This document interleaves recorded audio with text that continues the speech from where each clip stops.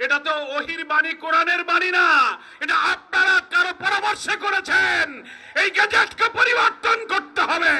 জাতীয় নির্বাচনের আগে গণভোট আয়োজনের দাবি জানিয়েছেন জামাতে ইসলামের সেক্রেটারি জেনারেল মিয়া গোলাম পরওয়ার।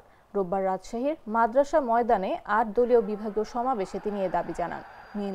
মিয়া গোলাম পরওয়ার বলেন, একই দিনে জাতীয় নির্বাচন ও গণভোট অনুষ্ঠিত হলে ভোটারদের মধ্যে বিভ্রান্তি তৈরি হবে, নির্বাচন সুষ্ঠু হওয়া কঠিন হয়ে পড়বে। তিনি অভিযোগ করেন, অন্তর্বর্তী সরকারের ভেতরে থাকা কিছু ব্যক্তির পরামর্শে একই দিনে নির্বাচন ও গণভোটের গ্যাজেট প্রকাশ করা হয়েছে।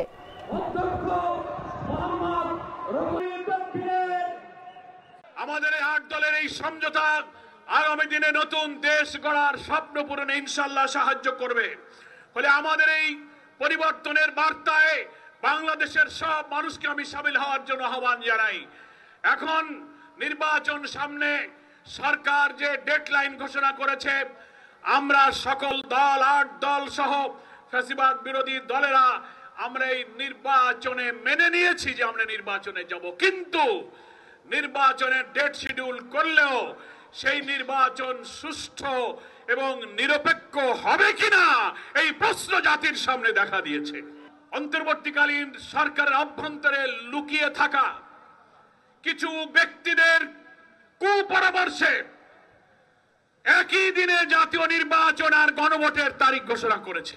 সরকারের আদেশ, সরকারের তৈরি করা গেজেট, এটা তো ওহির বাণী, কোরআনের বাণী না, এটা আপনারা কারো পরামর্শে করেছেন। এই গেজেটকে পরিবর্তন করতে হবে।